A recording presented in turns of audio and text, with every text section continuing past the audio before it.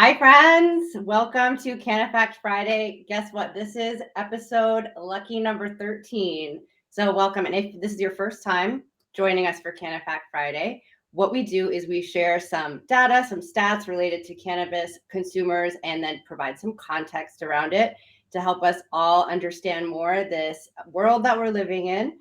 My name is Adriana Hemans. I'm the VP of Demand at ISA, a Los Angeles-based insights firm specializing in cannabis. And I'm joined by my co-host, David Palaschuk, who is a best-selling author of the book Branding Bud, and also a consultant who helps brands build more meaningful brands. Welcome, David. Hi, Adriana. How are you today? I am great, and I am so thrilled that you made it back from Miami just in time for CANNAfact Friday. Yes. Miami was sunny and humid. I couldn't do a thing with my hair, but it all worked out. The Benzinga Capital Conference was really interesting. Lots of interesting folks, interesting speakers, and a really intimate, mellow setting. I think we're That's used awesome. we're used to the big Vegas conventions and conferences, so it's good. It was Good fun. morning, Charlene, and good morning, Tim. Thank you for joining us. A couple greetings in the chat there. Yes. And so welcome, everybody. I'm David Palaschuk, and together we host CANNAfact Friday, Adriana and I. And Adriana comes from the insights and research world, and now focuses on cannabis. And we've come together to take real data, real stats, pull them together, contextualize them within the industry, and talk with experts to really pull it all together and get a full story than just a soundbite here and there. And so we've come together, and we've worked on some great projects together, and that's what we do, taking data and research and insights and cannabis experience, and now we really manifest that into this Friday, CANNAfact Friday show, which is pretty cool and pretty interesting. So with that, what we do is we bring subject matter experts on every Friday, and we invite the audience to participate in the chat on the right-hand side. Ask any questions you have as we go along and talk. Feel free to participate. And your information is as important as our information. So it's a two-way street. So with that, I'm excited to present our guest for today, and that's Brad Douglas. I should say Dr. Brad Douglas. And Dr. Brad Douglas has been around the cannabis industry for quite some time. He is a PhD. He focuses on cannabis and terpenes in particular. He's the VP of Regulatory Affairs at the workshop. And why don't we bring him on and talk to Brad and introduce him? Here he is. Hey, Hi, Brad. Hi, David. Hi, Adriana. Thanks for having me. You are joining us at a very special week. Not only was it 420 this week, we also survived the Benzinga event. I was not there, but David was, and thankfully made it back in one piece. And today's Earth Day. And it's Best Friend Week. It's quite the week. Is it really Best Friend Week? Wow, I missed that. I need to call my best friend.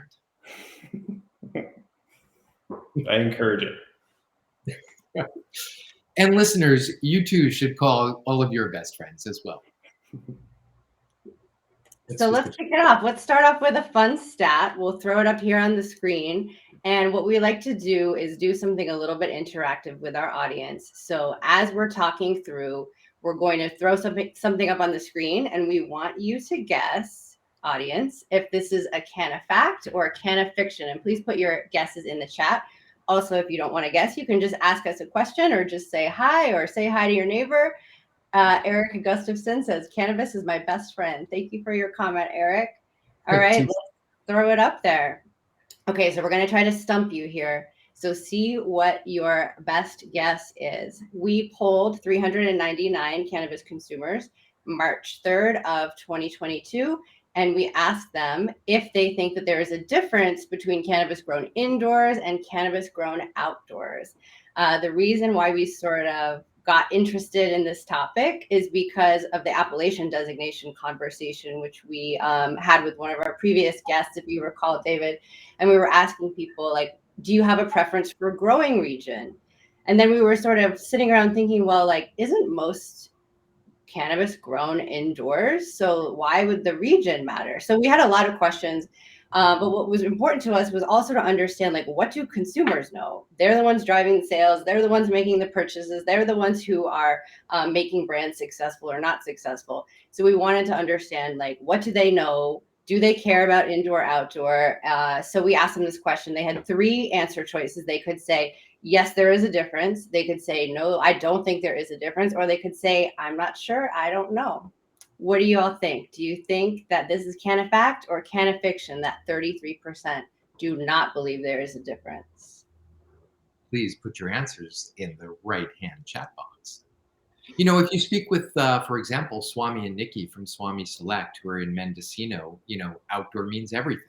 And Mm-hmm. they talk about, you know, the sun and the stars and the salt air coming off the ocean. They talk about the elevation that they're at. They talk about all sorts of things. So it really depends on who you speak to. Yeah, definitely. And I've seen those videos that Flocana put out advertising their sun grown. So there is definitely sort of like a push, I think, for that outdoor experience.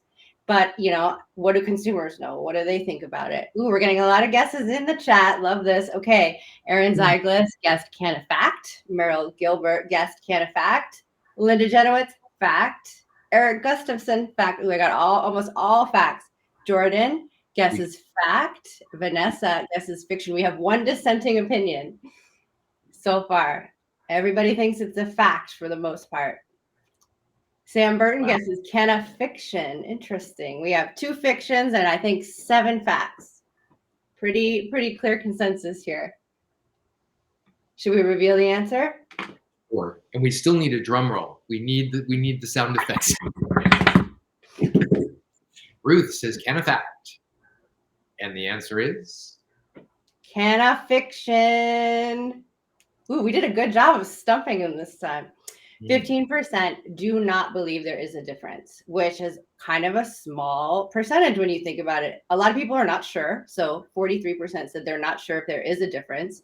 And 42% said, yes, there is a difference between the cannabis grown indoors and the cannabis grown outdoors.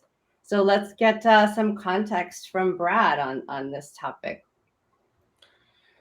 Yeah, as both of you know, I'm an optimist, and I think, or the way I interpret these responses is that consumers are saying the same thing, that it's context dependent, that it can be you can see differences between indoor and outdoor, but you can also see differences from one outdoor farm to another, and that the diversity of cannabis is what matters. So that's how I think about this here.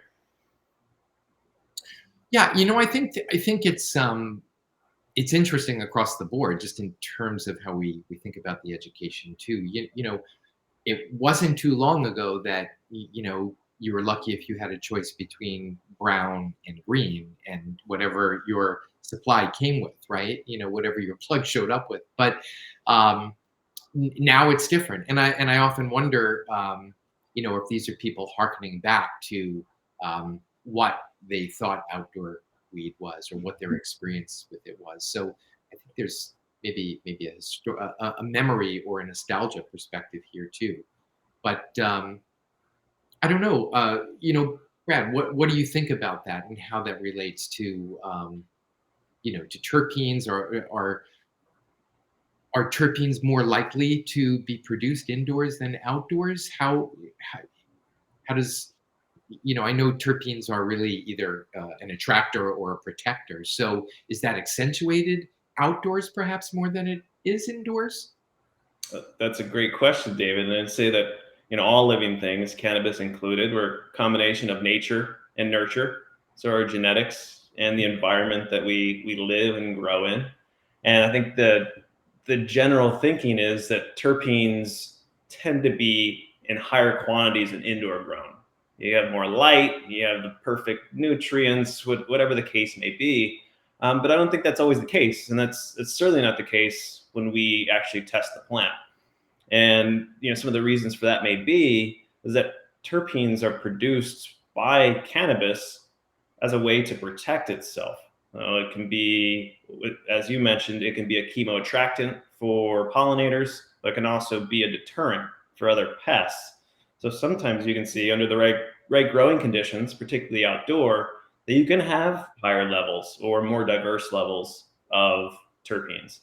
Now, one thing I will say is that with the same genetics, the same cultivar, you usually see the same ratios of terpenes, but you might see a different magnitude depending on the conditions. So you do have some constraint by your genetics or by the plant's genetics, but the overall level can vary significantly. Wow, that's so interesting. I didn't know that it was to protect itself because like the smell will repel certain animals and pests. Absolutely. What smells good to us may be the worst smell in the world to a fly, perhaps. Like Or why we an, have citronella candles to keep the mosquitoes away. right, exactly. Interesting. Oh, we have a question from Ellen Bollinger. Does cold pressed flower preserve terpenes for vaping? Thank you for your question, Ellen. That's a great question. And the answer is generally yes. So the less heat that is imparted in your extraction or separation process, usually the more terpenes you're preserving. And part of that's just because terpenes are volatile. And as you add heat or pressure in some cases or reduce pressure, you can lose or change those terpenes. So in general, cold pressing or cold extraction or sifting is better at preserving your terpene fraction. Brad, it's interesting. As I was asking you the question a moment ago about indoor versus outdoor, um, my immediate thought was, of course, the terps are better indoors because you can control everything. And as I was formulating that question, that's when I realized, well, wait a second, terps are attractors and protectors. The plant would be producing more to work that much harder outside. So it's just really interesting. I would almost have thought both answers, leaned in both directions at the same time. And I think both answers is right. I think indoor and control of your parameters is good for consistency of your finished product, but not necessarily the diversity or the wham, kind of the magnificence of your product. Right. Right. Absolutely. Well, we've got another stat here, unless anybody has any other questions on terps, because you're speaking to probably one of the most knowledgeable people on terps. Now let's stump the audience again. All right. Yeah, Well, let's get it. normally we do CANNAfact or CANNAfiction, but we're changing it up a little bit for this one. It's called CANNAchoice. So here we go. You ready? Um, Among people who told us they prefer cannabis grown indoors, which was the top characteristic they told us they associate with cannabis grown indoors? So the choices And are, there's 399 answer choices, and this was yes, fielded March of 2022, so last month. that's right. See, she's the insight data and research person. Gotta give a So little context. that's right. That's right. So the answers are potentially A, potency, B, quality, C, flavor terpene profile, D, availability, and E, value. And while we're mulling that over, we have another question for Brad from Sam Burton. Does the consumer storage method significantly affect terpenes? What about freezing or room temperature? Thank you for your question, Sam. Yeah, great question, Sam. And I'd say yes. The more low temperature you keep your product, the more you're going to preserve your terpenes. And freezing is not going to impact your terpene fraction. It may alter different characteristics of your flower or whatever the product is. But in general, lower heat, better preservation of terpenes. And what does freezing do to the other characteristics? Well, freezing is interesting. You can think in terms of when you've frozen, say, meat or vegetables or bread, that water that's in your product can do things to that product. It can, it can break cell walls. It can change kind of the look and taste and feel of your product. And that's true of cannabis as well. So, freezing can be okay, but in some cases it can change the overall quality of it. Mhm. Before we go to the choice on this, Eric asked a great question, and thanks for joining us, Eric. Eric asked, how much of a difference is there between consuming terpenes by inhalation and consuming via edibles?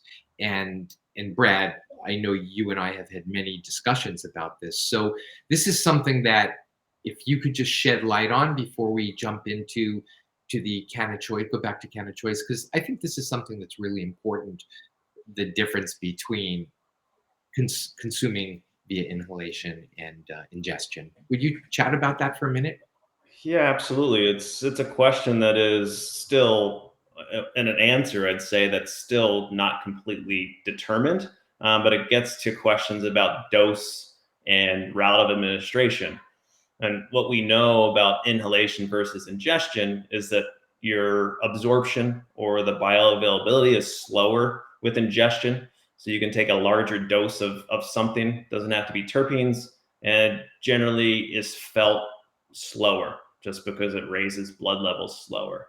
Whereas inhalation, you can have a spike in blood levels very quickly. And anybody that's consumed cannabis sort of understands that feeling. So, there's this question about how different is terpenes inhaled versus ingested. And, there's some suggestion that what you would consider sub-threshold or very low doses ingested can still have an impact when inhaled. And we're talking big differences, thousandfold or more. But it's not completely understood. It's still an area that's being researched and I'd say uncovered by scientists. Okay, cool. Thank you. I hope that helps answer your question, Eric, because it's a great question. Wow, we've got lots of answers here. Thank you, everybody. Lots of guesses. And I love that Meryl Gilbert put an A and D in there. It was a single select choice, Meryl. We got a lot of choice A. I Yep. also see a couple D's in there and one C. And this is interesting because I think the things that people are choosing sort of leads to lots of other conversations that we've had in the recent past. I see a lot of A's, so people are leaning toward potency, which brings us right back to people go for the THC, or that seems to be what they're chasing after. But let's see what the answer to is. And before we do that, Brad, what's your thought on this before we get to the answer? Well, I have to say I like Meryl's answer too, because do the rules really matter? I mean, if you see multiple answers up there that you like, Yeah. I love it. I love that. We're here to break the rules, by the way. And P.S. we did let people choose multiple answers. So they could choose, okay, I associate potency and I associate quality. But there was one out of these 5 that was like most people by far selected this descriptor to describe their indoor cannabis. And the answer Can you reveal the answer? Here we go. Quality. It was quality, 82%. Yep. Now, Surprise. it's interesting because the conversations are always about, potency, THC potency being the number one thing that consumers ask for. But it's interesting. I think also just in terms of the context of, an indoor-outdoor conversation, quality can get thrown in there, and lots of things get rolled into what people consider quality or not. What are your thoughts on this, Brad? Yeah, I'd certainly agree with you, David. I think that at least that's the dogma that quality and indoor are synonymous. And I would maybe quibble a little bit and say that maybe what is really synonymous with indoor is consistency. But even that, I mean, there's some great outdoor growers that even dealing with varied conditions can create a very consistent product.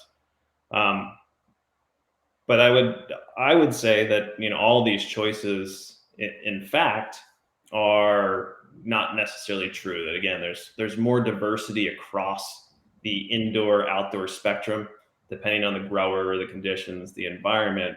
That it's tough to really identify any characteristic that's specific to one over the other. Interesting. We do have a question in the chat from Eric Gustafson. I've heard that terpenes can affect potency by helping THC cross the blood-brain barrier. So a flower with 10% THC that has significantly more terpenes than a flower with 20% THC, the 10% THC will actually get you higher. Is this true? Interesting question. Thank you, Eric. Well, that is a great question, and you're sort of pandering to me because I have a neuroscience background and have studied the delivery of drugs to the brain. And I think this is a way of thinking about the entourage effect. The entourage effect is, deals with all the other compounds in cannabis beyond THC or CBD or even the other cannabinoids. And there's any number of hypotheses or even some data suggesting how terpenes can impact the effects, the potency of cannabinoids. It may be that they help with delivery of cannabinoids, but there's some good data to suggest that terpenes can interact with similar receptors in the brain that cannabinoids interact with, can modulate those effects. It's a whole host of likely reasons of how terpenes can impact the effects of THC and cannabis. To that point, when I was the chief brand officer at one of the larger processors here in Washington, we created a line of pre-rolls, and we purchased some amazing flower, and the THC count was very low. It was, I want to say, 15%, maybe between 13 and 15, but the terps were off the charts, and we loved it. The buyer loved it. The buyer bought it and never sold it because the THC was just so low, and everybody kept on saying, it's true, terps do help, and and I think Adriana, do you remember when Marco Hoffman on one of our shows recently said that he realized that smell, and we were talking about terpenes, he realized that smell and effect are very much like time and space. That they're related in these really intricate ways that we don't all fully understand, but yet we intuitively Yeah. have experienced that. Sort of a one and the same. Interesting. Right. It's interesting. Yes, absolutely. So, Brad, I have a question for you related to this topic. You mentioned that they're still sort of trying to really unravel this mystery of terpenes and the entourage effect. Are there certain terpenes that are sort of leading the pack when it comes to the promise of, really amplifying the THC or the other cannabinoids? Yeah, I think there's a couple that are more well studied. Let's put it that way. Beta caryophyllene, for example, is known to be an agonist at CB1 receptors, which is the receptor that THC acts on in the brain. And there's a few others, some of the more prominent ones in cannabis that are better studied. Some data on limonene. But my feeling, my hunch, is that it's some of the lower concentration terpenes, what you call like the long tail effect, that are really having an impact on the overall, kind of idea of the entourage. So we're just scratching the surface on how terpenes and other compounds found in cannabis can contribute to the entourage. Brad, it seems to me, and I often harp on this, that terpenes and aromatherapy, right, are somewhat connected, and it seems to me that it's that, at least at the CANNAcurious level, that it's a story we could explain. We could explain how lavender high in linalool relaxes, and citrus and pine high in limonene and pinene excites, or uplifts. why aren't we there yet in terms of talking that way as an industry? That's a good question, and I think there's very fertile ground to talk in that way, to communicate about some of the benefits or even enjoyment of these products in, analogously to aromatherapy. And I'll even go a little bit further and say that I think that there's insight perhaps to guide scientists to say, well, this is interesting. Aromatherapy, cannabis terpenes, we might not be able to measure it yet, but if you ask people, they say, okay, well, lavender makes me sleepy, or this cultivar of cannabis makes me feel this way. Maybe it's more of a hint to dig deeper, to refine some of the measurement methods, some of the analysis methods, to really get down to what's going on here. Because to be frank, it's really difficult to, from a scientific perspective, to put your finger on how these things are working. But I think that that's maybe more of a lack of science or a deficiency in science than an actual effect or actual pay dirt there. Yeah, we see a lot, and Meryl's comment that she just posted now, potency is one of the biggest educational areas we need to work on. We need to change the value perception, and this conversation is spot on for understanding varied attributes to consider. Thank you. Totally agree. We see consumers all the time saying, I just need the value product. I want something that is high THC because that's the first thing that they learned about how to evaluate cannabis, and it's not necessarily the best or the most important, or even an indicator of quality in some cases. Thank you for your comment, Meryl.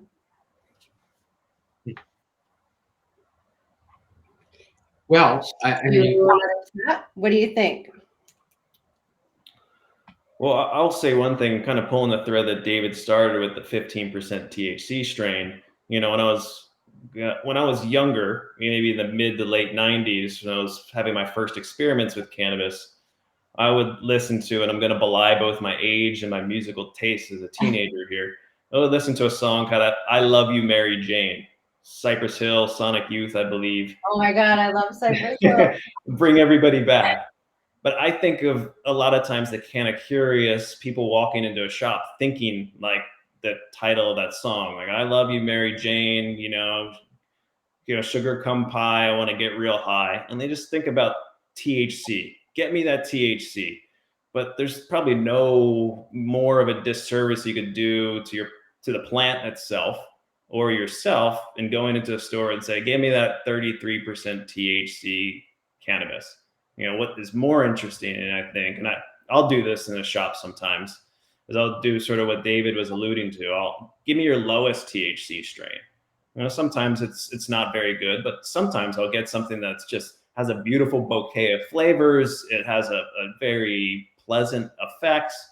And I think that's important, because if we as consumers are just buying on straight THC, then that feeds back to buyers and growers, and that's what they're going to provide everybody. So we'll have a monolith, a monoculture of high THC strains, and we'll lose our diversity and some beautiful diversity there.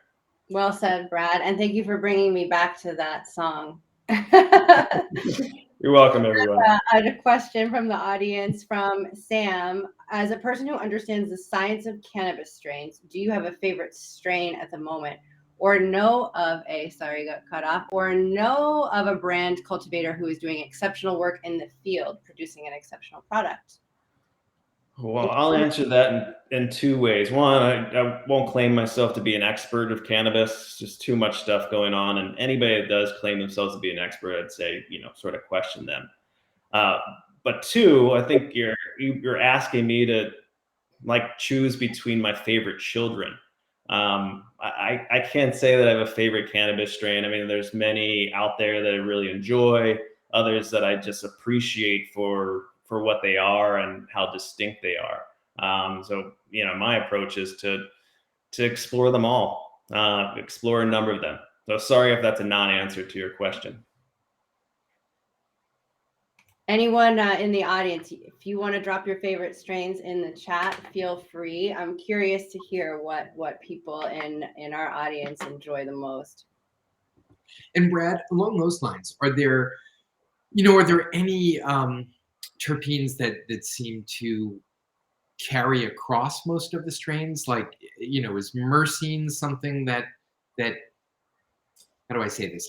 It seems to me that there are a few terps that are, I'll call them base terps, and then there's other terps which seem to be higher notes. I guess I'm almost comparing this to music, and I don't know if that's the right way to do it. But I once said to a bud tender, Jack Herer is one of my favorite strains, and one of the things I had said was when he asked how was it when I came back in the next time, I said it was, the song was perfect, but it just didn't get to that note. It just didn't get me there.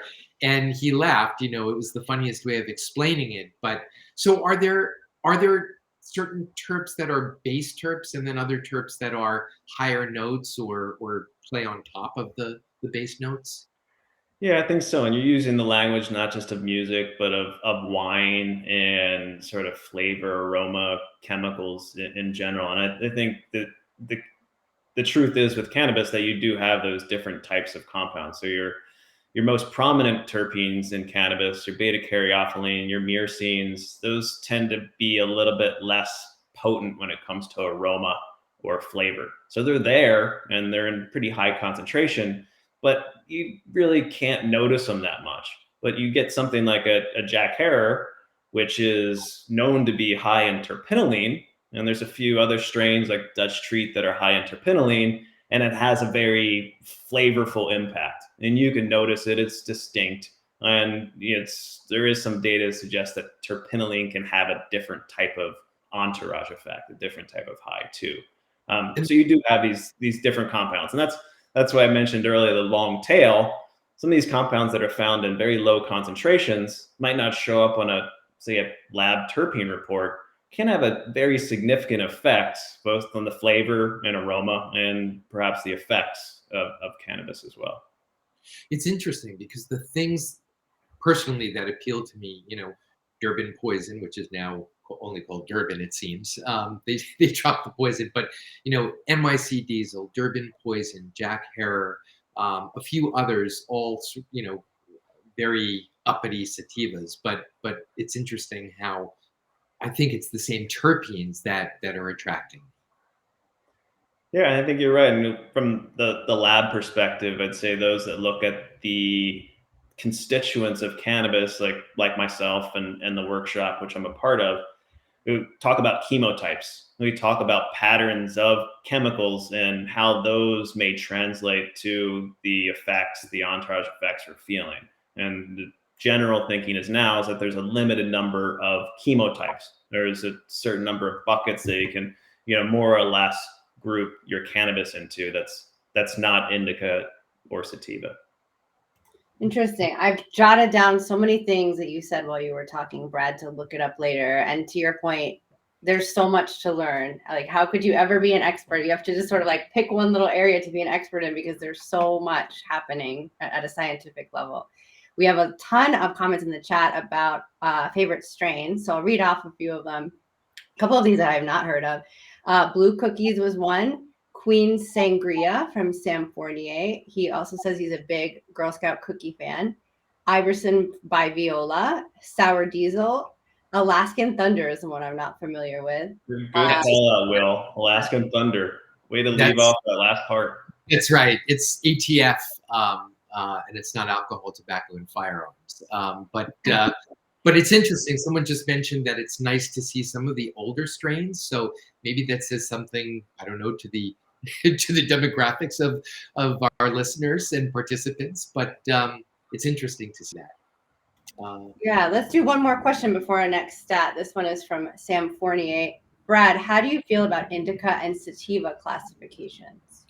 Well, you probably gathered, Sam, from my last sort of allusion to indica sativa and the little chuckle there that I don't believe that there's too much value in assessing the chemotype. So what the constituents of cannabis is based on the indica and sativa label. There may be some value there in morphology, what the plants look like. But the studies that have been done, at least in the United States, on differences between indica and sativa, uppity versus kind of sedative, based on the constituents that are found in these different types, or that there's really no difference. And that may be because a lot of the cannabis in the U.S. or globally now is so interbred and hybrid that it's hard to have that distinction. But if you analyze indica, sativa, and a number of them, on average, you essentially have the same plant. So I don't believe there's much value in the distinction of indica and sativa in terms of classification. Interesting. Yeah, that I've been reading similar things, and thank you for confirming that, Brad.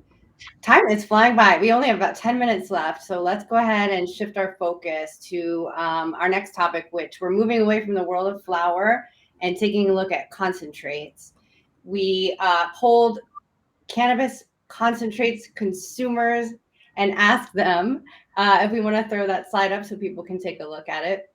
We asked them for the concentrates you typically enjoy, do you have a preferred extraction method? And really what we wanted to get at was solventless or solvent-based extraction methods. Do consumers have a preference? Is this something that they're interested in? Do they care about it? Do they even know what it is? And they had 4 answer choices. They could say they prefer solvent-based. They could say they prefer solvent-less. They could say they have no preference, or they could say they don't know. And our CANNAfact or CANNAfiction is more than half of the concentrates consumers told us they do not have a preference. Do we think that's CANNAfact or CANNAfiction? Put your guesses in the chat. We'll see. I think we did most people we stumped on question 2 and question 1. So we'll see if we'll be equally successful with number 3. And while folks are putting their answers in, that begs the question, what is a solvent, Brad? Yes. That's a great question. Me as a chemist would define a solvent as anything that dissolves something, which is, sort of self-referential. But I think that's an important definition, because things that are typically thought of as solvents or not thought of as solvents, things like CO2 or water, they can all be solvents. If they're dissolving something, they're solvents in my mind. Okay, fair enough. You heard it from the doctor, everybody. We have so far 5 guesses, and they all say CANNAfiction. Nobody believes that more than half told us they do not have a preference. And even specifically, would you, Brad, would you sort of take us through, the extraction methods? Obviously there's more than one, but there's a couple that are meaningful here. Would you just share the nuances between?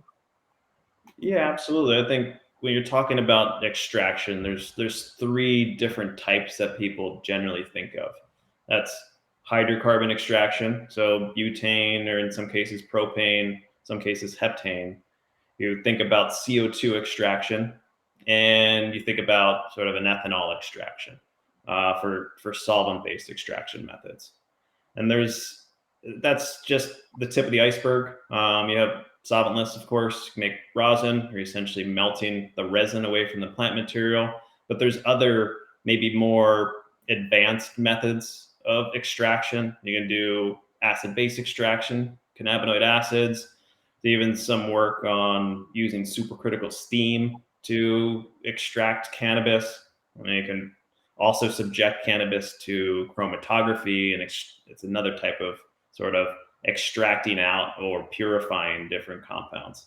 So there's a whole host of extraction techniques beyond those that we're typically aware of, I think, at this point in the market. Interesting. Adriana, any thoughts on that? I think there's some really great comments here too about people don't even know what a solvent is, but solventless sounds healthier.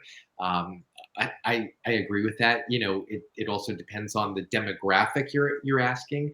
I mean, these things are so nuanced in the for cannabis consumers, and let's even say if you're speaking to a regular cannabis consumer that smokes flower versus somebody who dabs on a daily basis or a weekly basis. I mean, it really is a very different consumer. Yeah, that's why when we polled, we first asked them, "Are you a concentrates consumer?" And if they said no, they couldn't even weigh in on this question because we wanted to really talk to people who we felt would have an opinion about it. But even then, what we found is that there is just a lack of information, and people don't really feel like they are qualified or expert enough to weigh in on whether there really is a difference or they should have a preference. I'm giving away the answer here, sorry, but we can go to the next slide and reveal what it is. And it's CANNAfact. 55% said that they don't have a preference for how it's extracted. I think like a lot of times these questions are spurred from marketing, from the world of marketing. Like we see words popping up on packaging or people using words in their creative collateral, and we're thinking like, that's interesting that they're going down this road, that they're like positioning themselves as this type of more healthy brand, but will it be successful in connecting with consumers? And that's sort of the question that we're always asking ourselves, and doing these gut checks to see like, will this be successful in the market? Are they addressing an actual need? Or is this something where it's just a marketing term? And how do people feel about that? So yeah, 55%. Would have stumped me on this one. I would not have expected that. If you look at message boards or social media, you'd be pretty damn sure that people care. Mm-hmm. And again, I think that comes back down to which people, and even I could see it in the chat here. It's a combination of it's the canna core, right? And then even within the canna core, there's the subgenres. So it's very nuanced and it's very nerdy, for sure. And even during this conversation, to hear a PhD scientist who's been in the industry for years talk about, be skeptical if someone calls themselves an expert, it's refreshing. It really is, because we're all learning. I guess we all have insights and inputs, but to hear somebody at your level that has the degrees on the science side, but also has the industry time. Well, I'll tell you, David, that Richard Feynman, famous physicist, said that science is the belief in the ignorance of experts. And I completely agree. I like that.